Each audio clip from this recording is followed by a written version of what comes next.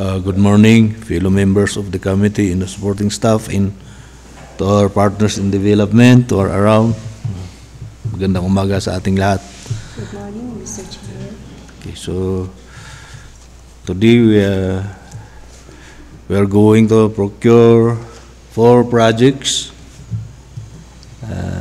24 PF0022, 24 PF0061 to 63. So do we have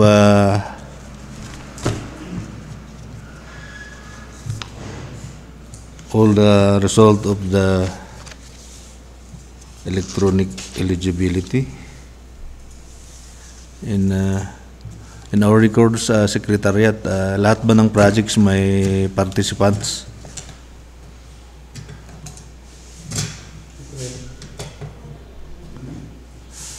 Do you have participants or prospective bidders in all the projects that we are going to procure today? Yes. But the other one has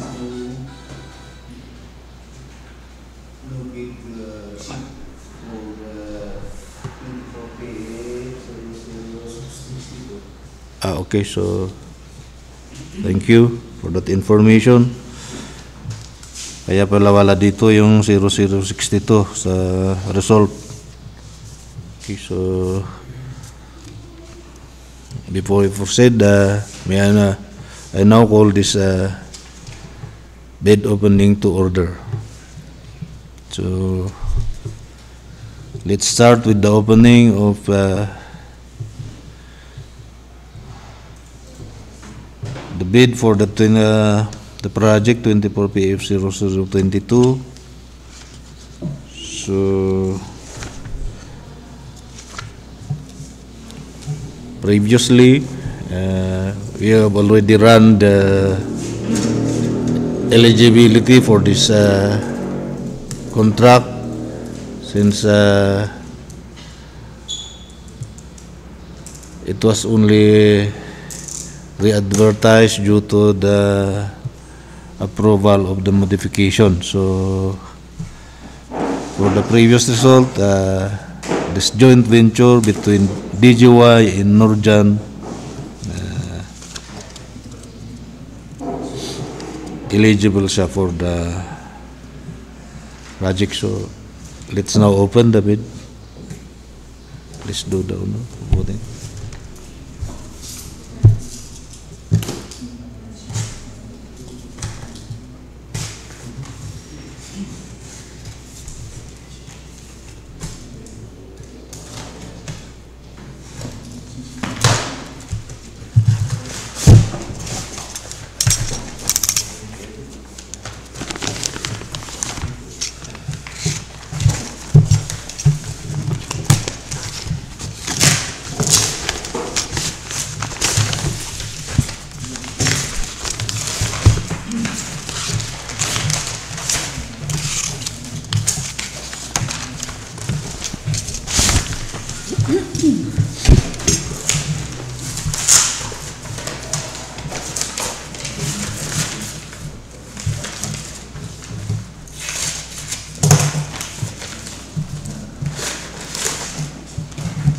So for the original technical component of this joint venture between DGY and Norjan, both bonded with lift tags in all in capital letters. Copy 1, this is the original copy. Okay, so let's proceed with the preliminary examination of the documents.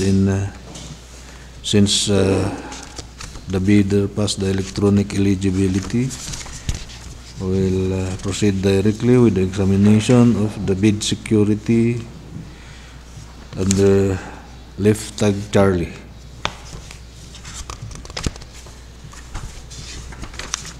And it is in the form of a bid securing declaration notarized by Attorney Manghi. Next, the contractor's organizational chart for the contract, Next, the list of contractors' key personnel to be assigned to the contract with their qualification data in their affidavit of employment and commitment to work on the contract notarized by the same lawyer.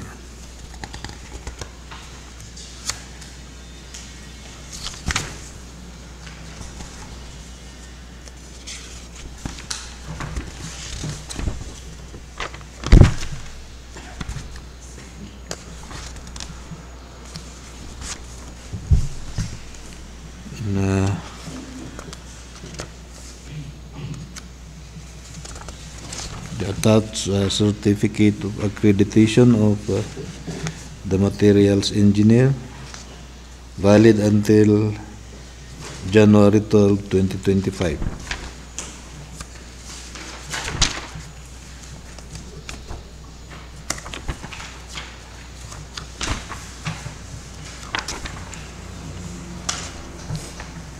Next, the list of equipment owned or leased in under purchase agreement leads to the contract. So for owned, there are 6 units to include the minimum testing equipment. Under lease, 6 units, 7.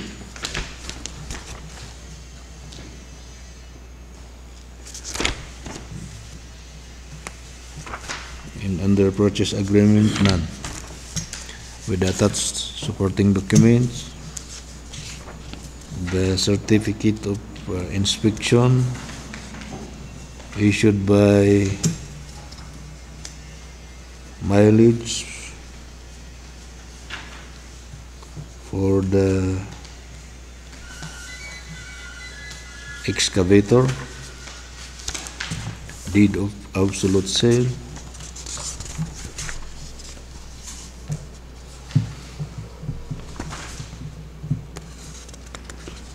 official receipts in certificates of registration issued by the Land Transportation Office, sales invoice,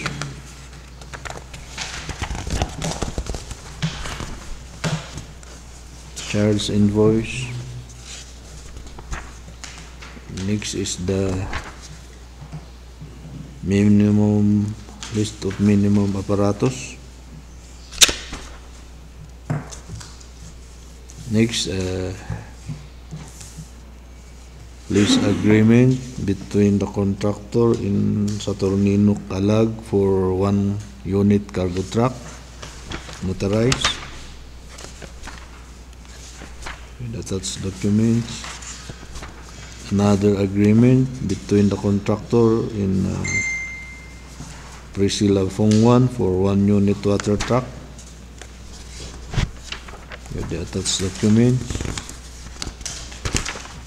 Another one for 1 unit transit mixer between the contractor in Mr. Helbert Willie. Another one for 1 unit dump truck with Arnil Patchan, notarized. In another one for 1 unit backhoe between the contractor in Mr. Torio.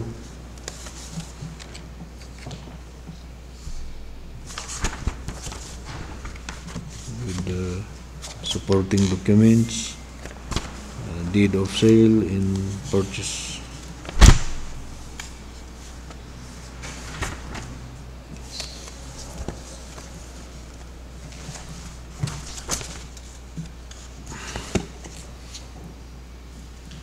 Okay, so may isa pa lang under purchase agreement. So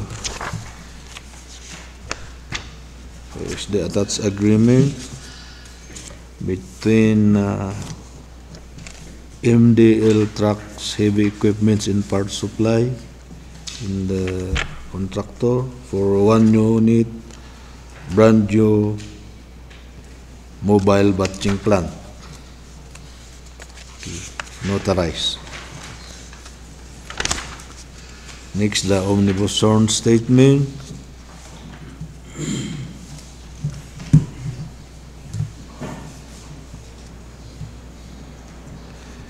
Okay, the updated and then the attached bidding documents. Pass. Okay, so pasado, it's now open the financial component.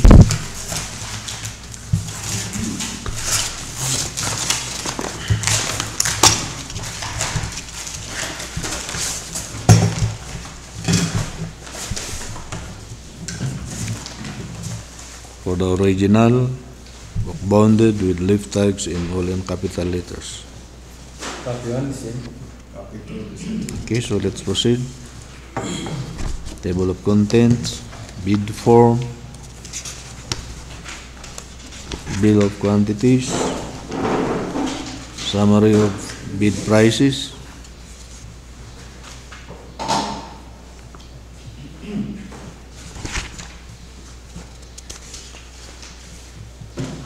detailed estimates,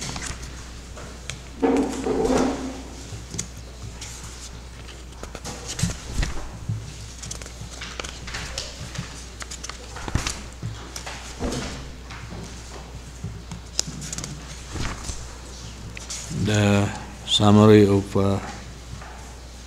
rates for the cost of materials, labor and equipment rentals, and then cash flow representing 292 calendar days. Pass. Okay, so let's now examine the bid offered. So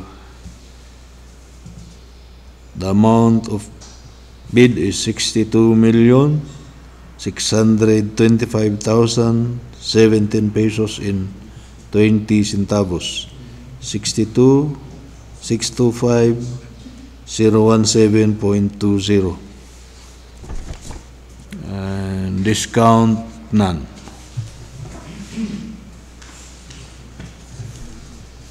Okay, so variance is negative 0.16%. In being a loan bidder, DJY Construction in Norjan Construction Joint Venture is the lowest bid, subject to further bid evaluation and post-qualification. So, next project.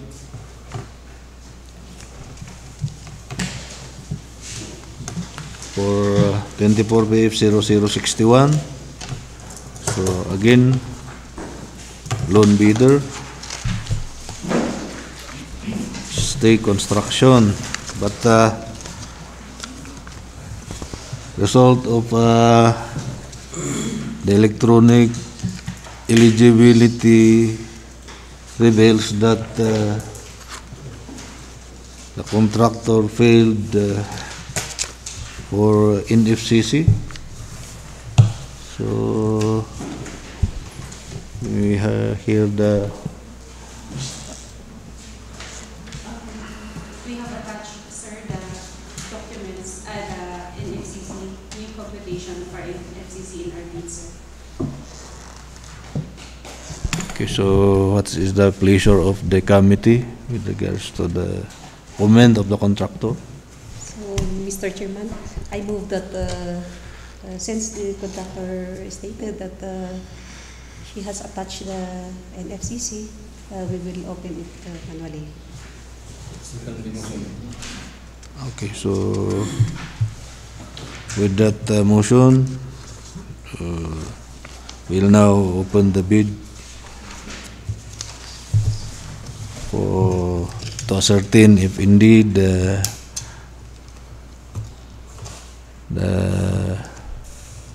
NFCC is enough for the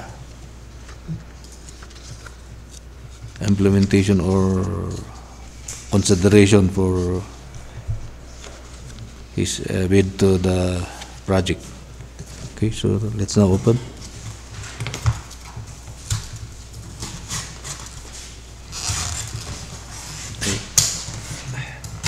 Hey, Rivas.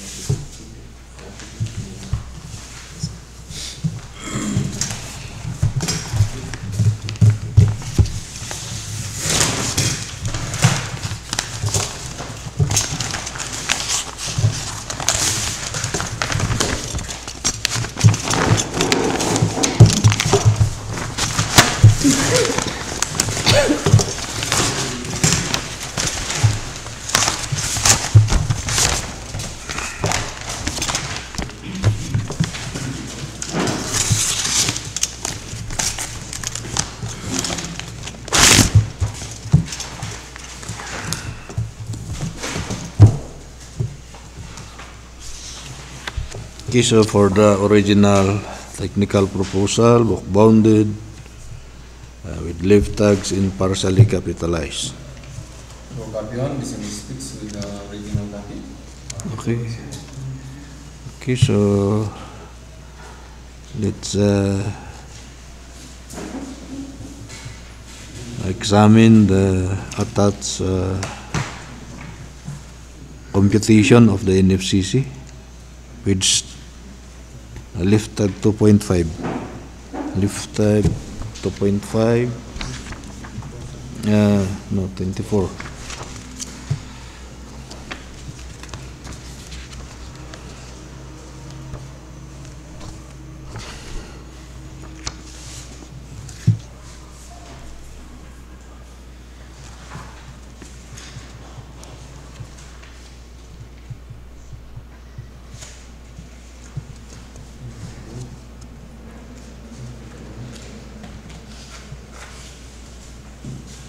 Okay, so Sufficient. the computation shows that it is sufficient enough to be eligible for this project. The amount is 12 billion. As compared to the amount of the project to be bid, which is 148 million. So let's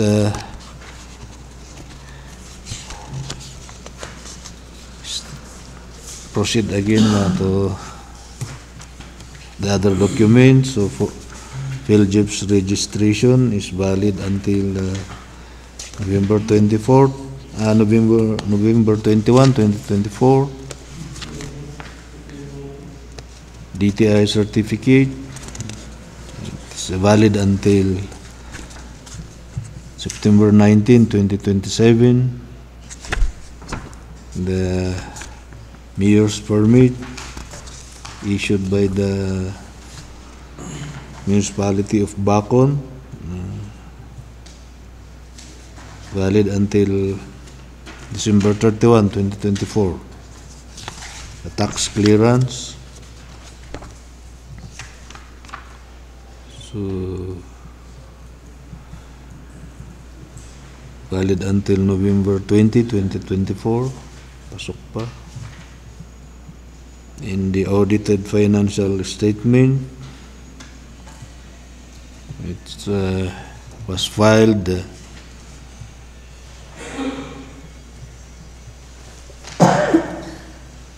April 12, 2024, representing the current assets, liabilities, and the total assets. So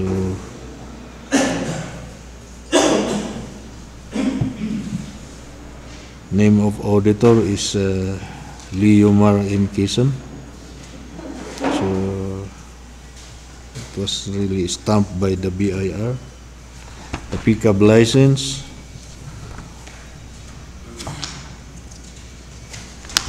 valid until January 11, 2026. Next, the list of ongoing contracts, including those awarded but not yet started. So for government, 2, private, none.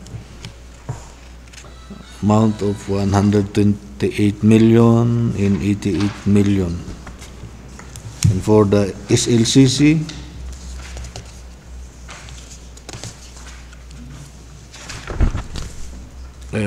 with the attached documents as the NOAA, certificates of completion, NTP, and other supporting documents. For the SLCC, there's one project between this district, and an amount of 88 million. It is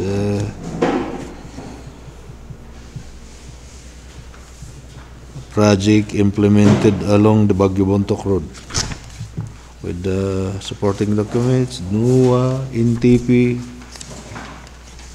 contract agreement, and other documents. Okay, so next, the bid security. It's in the form of a bid securing declaration notarized by Attorney Takyo. And the project requirements, which is the organizational chart.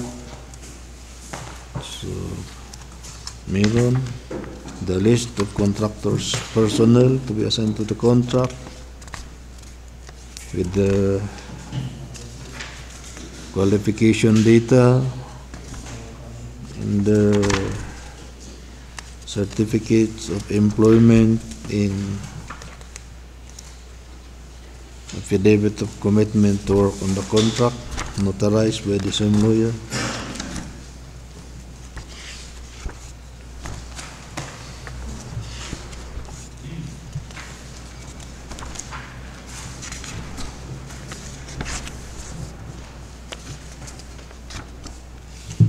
The attached certificate of accreditation of Engineer Yamuyam as materials engineer, valid until December 28, 2025.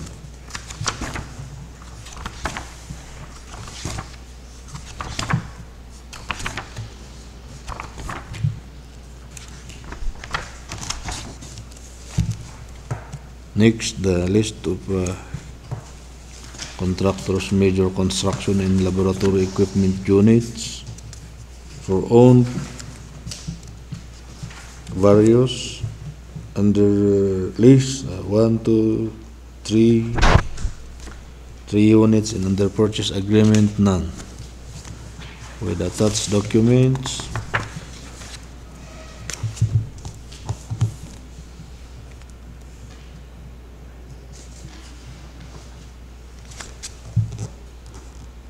delivery receipts, deed of absolute sale,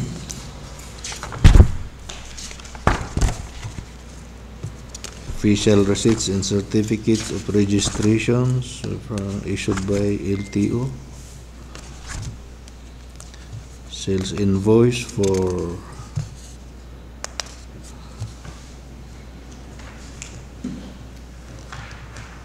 one unit bagger, concrete vibrator, bar binder, bar cutter, concrete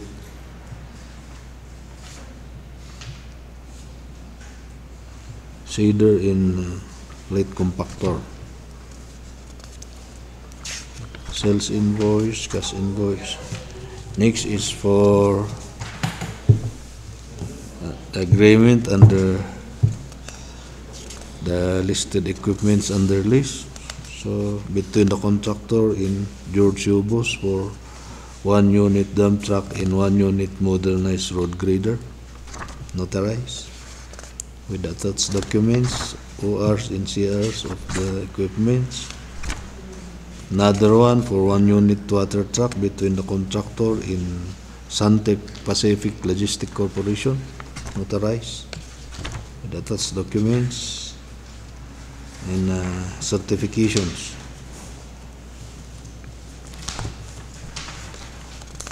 Next, the omnibus zone statement, updated in the attached copy of the Philippine bidding documents. Yes.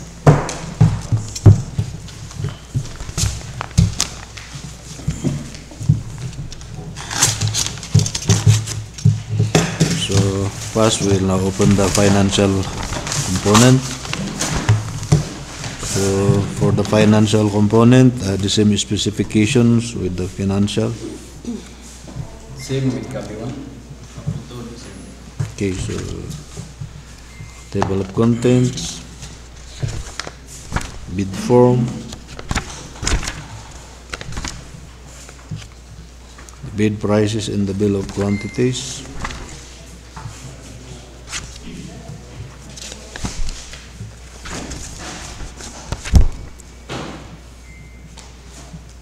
The summary of bid prices, detailed estimates,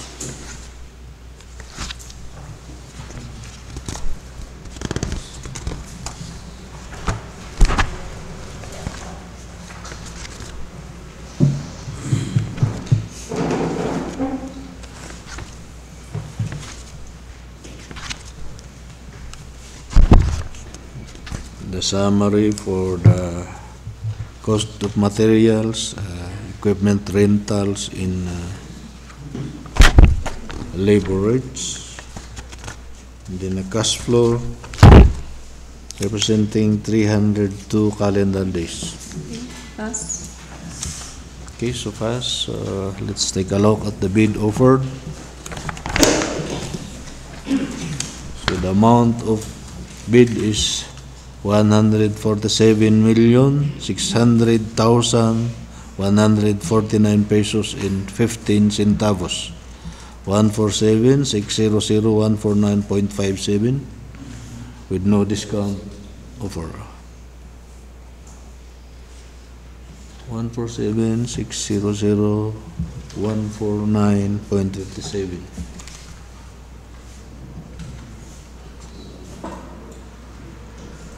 With no discount offered. So the variance is negative 0.03%. Again, being a lone bidder, Stay Construction has the lowest bid subject to further bid evaluation and post-qualification.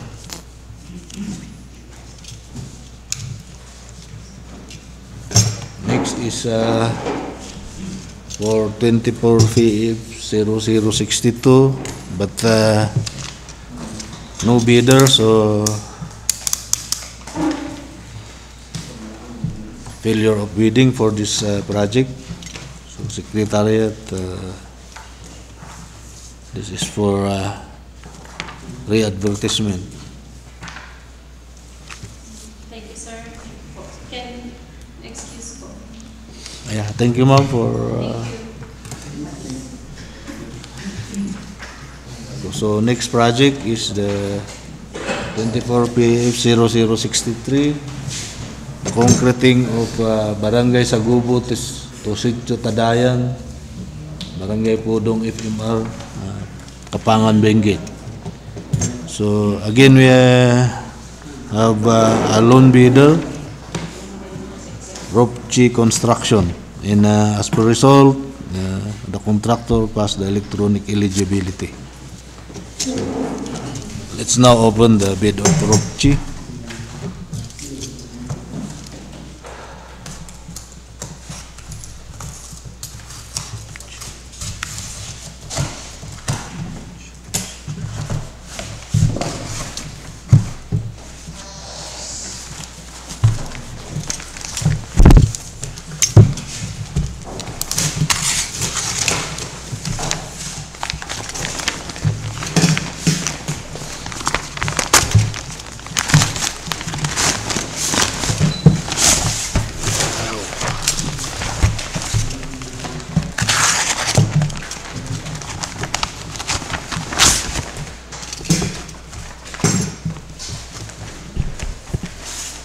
So for the original technical proposal, book bounded with left tags in partially capitalized.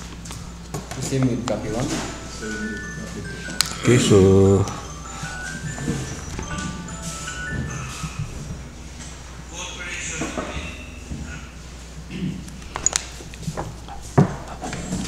so let's proceed with the examination of the documents, and let's start again with the bid security since the bidder passed the electronic eligibility.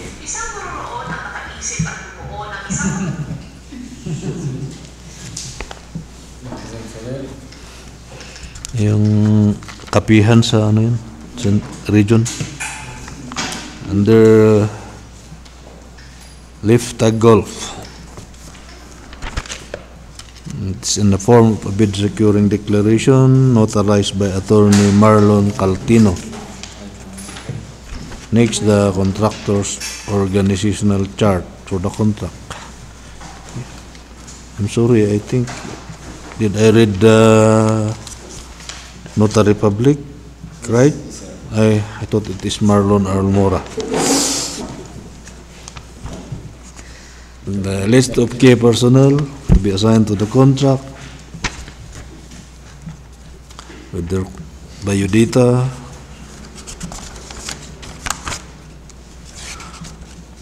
in their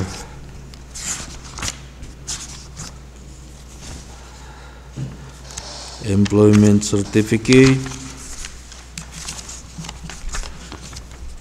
in the respective affidavit of commitment to work on the contract, notarized by the same lawyer. Well, certificate of accreditation of the materials engineer,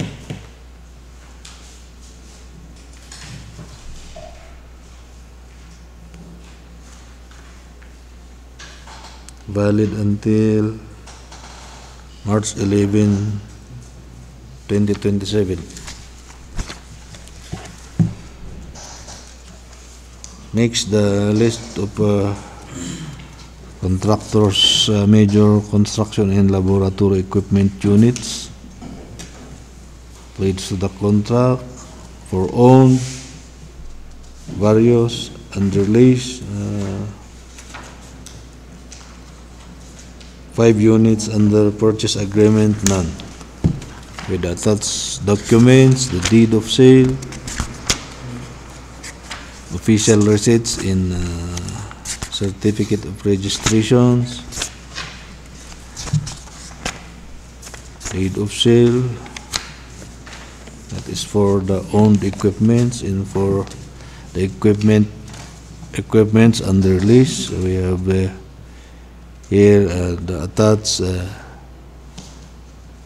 lease agreement between the contractor and Edward Latawan Jr. for 1 unit Isuzu mixer truck and 1 vibratory roller.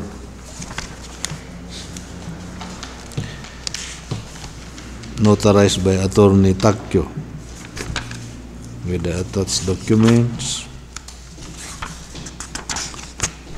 Another contract, lease contract for 1 unit backhoe, backhoe with breaker in bulldozer between the contractor in Johnny Kumti. Notarized by Attorney Caltino. Oh, iba-iba ang nag-notarize . Another agreement between the contractor in Bernard Basilio for 1 bagger mixer. Notarized by Attorney Takyo. Next, the omnibus sworn statement.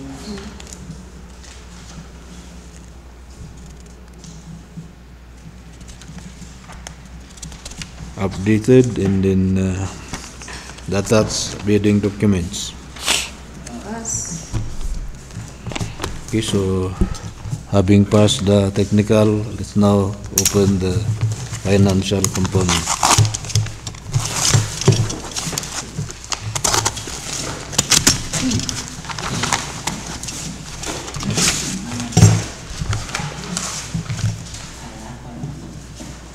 for the original financial proposal, book bounded, with lift tags in partially capitalized.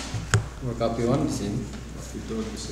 Okay, so let's proceed with the examination of the documents. So, table of contents, the bid form,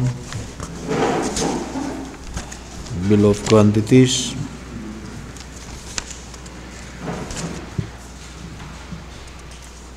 summary of bid prices, detailed estimate,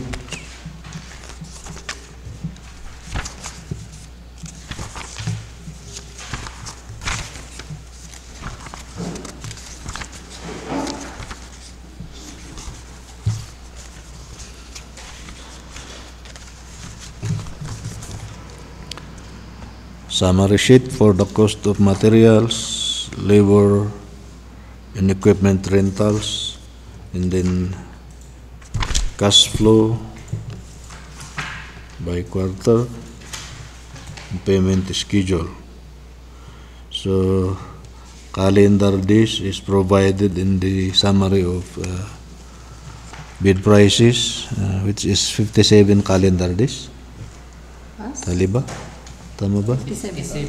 Okay, so let's take a look at the bid offered.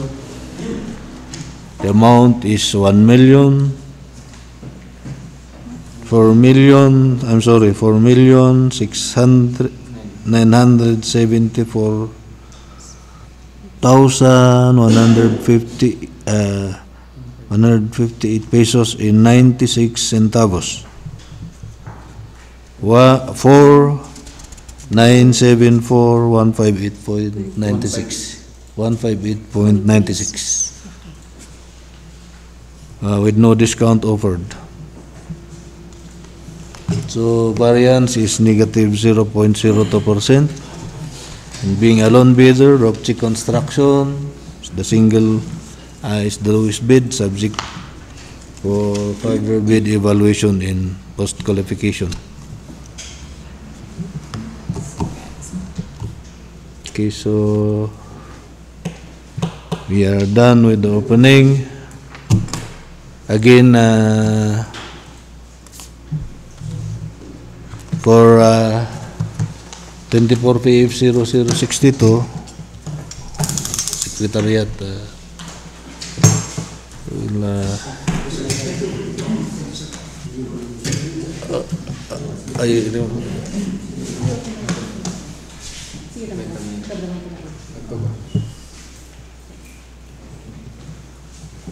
so we are done with the opening of the 4 projects except 24 PF 0062, which is already declared a failure of bidding. So are there any announcement from the Secretariat? Yes, Mr. Chair. Again, our schedule the opening on Thursday, that is May 30, for 3 projects, which are mostly re-advertised projects. Okay, so thank you for that information. So fellow members of the committee, be informed of our jury duty, except of course for those an equally important matters to attend to in that schedule. Okay.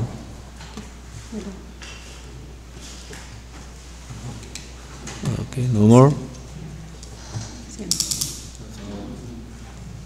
Mr. Chair, since there are no more matters to discuss, I move that this opening activity be adjourned. Second the motion. Okay, so move in seconded that this activity be adjourned. So the motion is approved. This bid opening is hereby adjourned. Thank you.